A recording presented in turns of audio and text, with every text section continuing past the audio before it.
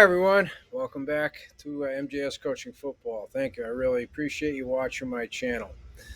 Today, and I know you don't know what day it is, I'm going to complete the third of our tree series rifle line stunts that we combine, or I should say we package two existing rifle stunts into a third. And in the tree series we have tree, branch, and in this video right now we're going to go over oak.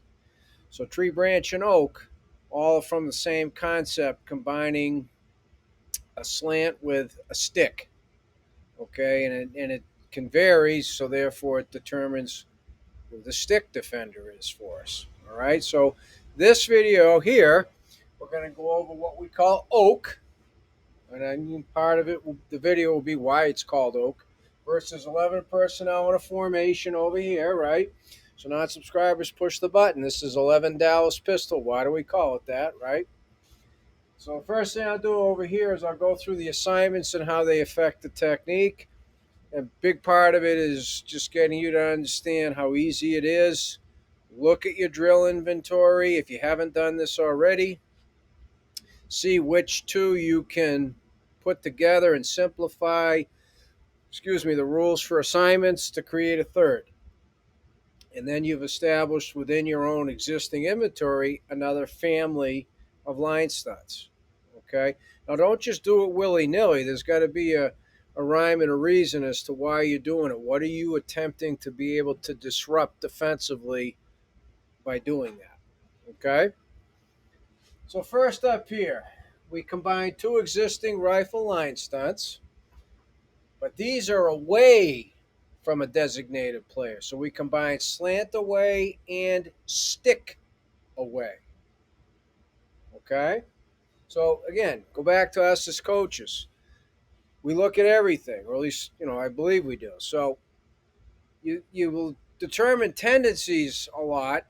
In the case of 11 personnel, certain plays in this formation are run away from that tight end. So when you determine what that is, you tell your players, when we execute oak, the designated player is the tight end. So that tells them we're going away from the tight end.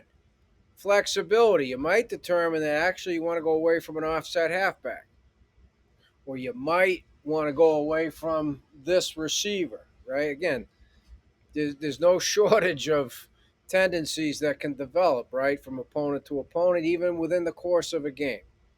So for us, within a series, between series in the V, would you just say, hey guys, when we run Oak now, the designated player is the offset back. Everybody got it? We're good? Okay. All right, now next series, guys, we're going to go back to the tight end when we call Oak. Go away from the tight.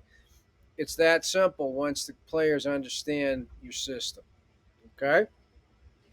So for assignments, the nose and the defensive end call side, so this is where staying left and right is very helpful. A lucky, it's always going to be the end. They, the nose and the end in this case, execute the slant.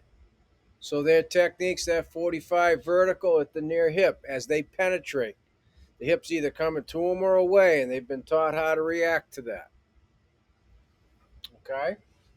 The defensive end opposite the call, so if it's a lucky, it's always the stud. Well, that defender is going to execute the stick, right? The two-gap reduction move. And so then now as he's doing that, he's penetrating, reacting to the hip of the center, and that's a guaranteed tour away, a guard, or in this case, when he slants, and I'll go over this in the diagram, and there's no hip there, we'll tell you what we teach them as the technique, right? Oh my God, coach, there's no hip. We don't panic. It's built in automatically. I'll go over that technique when I get to the diagram, okay? So in this video, the designated player is the tight end. So we're going to be going away opposite, hence the name of the stunt, oak.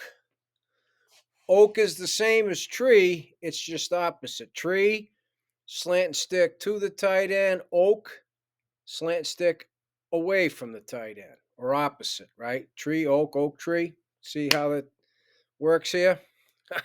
That's how I work, so that's how the players have to learn. I hope it's working. So now down here, Oak, okay, we're going to go away from the designated player, combining slant and stick. Sorry about that. Slant and stick.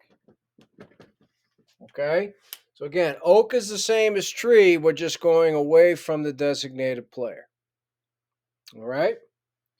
So now over here, as I've done it in both the tree and the branch videos, defensive lines in red, because they're the only ones executing it, but the effect it will have on the inside linebackers and the safeties, that's how we'll finish the video. Okay? So I'm going to start off with the technique that we teach our defensive ends when they slant and there's no hip, they're slanting to, and yes, they know this before the snap, right? We call it automatic shuffle,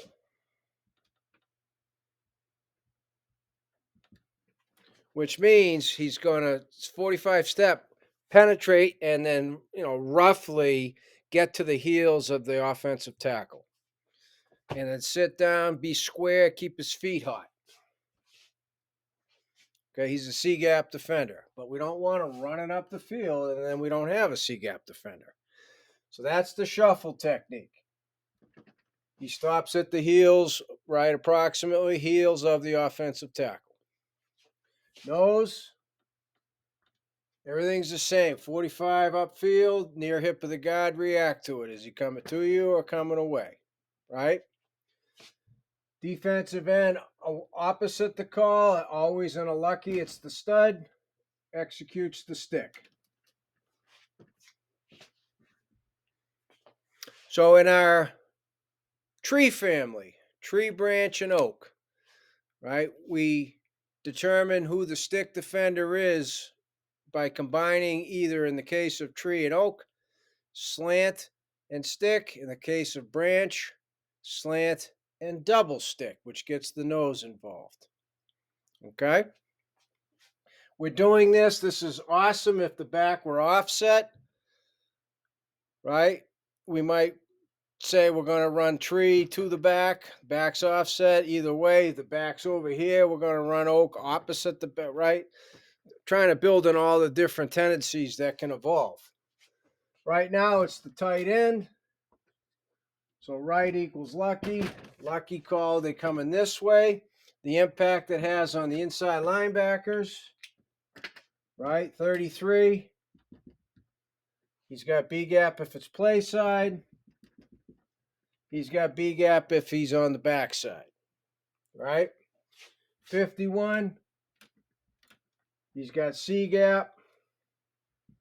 He's going to fit in here because both of the A gaps are all set. So we have a third, an overflow A gap defender. So as far as the impact it has on the safeties, okay, when they're on the back side, they're automatic auto slice, which means they're C gap. However, in this scenario, okay, excuse me, if the play were going this way, as an example, I'm not going to draw every single scenario, but you got a guy in the C gap, right?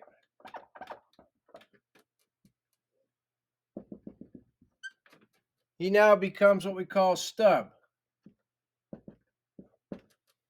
He's the B gap defender, right? C, B, A, B, C.